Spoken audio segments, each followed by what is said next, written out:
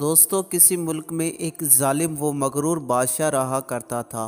اس نے ایک عظیم و شان محل بنوایا اور اس کی تعمیر پر کافی مال خرچ کیا۔ جب تعمیر مکمل ہو چکی تو اس نے ارادہ کیا کہ میں سارے محل کا دورہ کروں اور دیکھوں کہ یہ میری خواہش کے مطابق بنا ہے یا نہیں۔ چنانچہ بادشاہ نے اپنے چند سپاہیوں کو ساتھ لیا اور محل کو دیکھنے چل پڑا۔ اندر سے دیکھنے کے بعد اس نے محل کے بیرونی حصوں کو دیکھنا شروع کیا اور محل کے ارد گرد چکر لگانے لگا۔ ایک جگہ پہنچ کر وہ رک گیا اور ایک جھونپڑی کی طرف اشارہ کرتے ہوئے پوچھا، یہ ہمارے محل کے ساتھ جھونپڑی کس نے بنائی ہے؟ سپاہیوں نے جواب دیا، چند روز سے یہاں ایک مسلمان بوڑھی عورت آئی ہے، اس نے یہ جھونپڑی بنائی ہے اور وہ اس میں اللہ عز و جل کی عبادت کرتی ہے۔ جب بادشاہ نے یہ سنا تو بڑے مغرورانہ انداز میں بولا، اس غریب بڑھیا کو یہ جرت کیسے ہوئی کہ ہمارے محل کے قریب جھونپڑی بنائے؟ اس جھونپڑی کو فوراً گرا دو۔ حکم پاتے ہی سپاہی جھونپڑی کی طرف بڑھے۔ بڑھیا اس وقت وہاں موجود نہ تھی۔ سپاہیوں نے آن کی آن میں اس غریب بڑھیا کی جھونپڑی کو گرا دیا۔ بادشاہ جھونپڑی گروانے کے بعد اپنے دوستوں کے ہمراہ اپنے نئے محل میں چلا گیا۔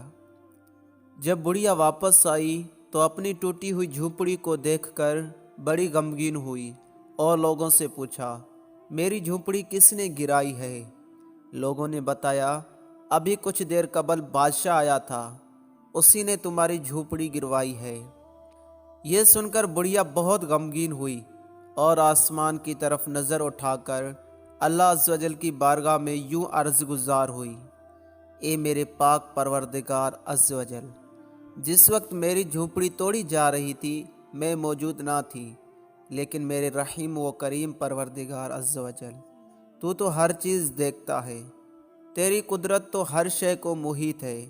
میرے مولا عز و جل، تیرے ہوتے ہوئے تیری ایک عاجز بندی کی جھونپڑی توڑ دی گئی۔ اللہ عز و جل کی بارگاہ میں اس بڑھیا کی آوازاری اور دعا مقبول ہوئی۔ اللہ عز و جل نے حضرت سیدنا جبرائیل علیہ السلام کو حکم دیا کہ اس پورے محل کو بادشاہ اور اس کے سپاہیوں سمیت تباہ و برباد کر دے۔ حکم پاتے ہی حضرت سیدنا جبرائیل علیہ السلام زمین پر تشریف لائے اور سارے محل کو اس ظالم بادشاہ اور اس کے سپاہیوں سمیت زمین بوس کر دیا۔ دوستو، یہ حقیقت ہے کہ ظالم کو اس کے ظلم کا بدلہ ضرور دیا جاتا ہے۔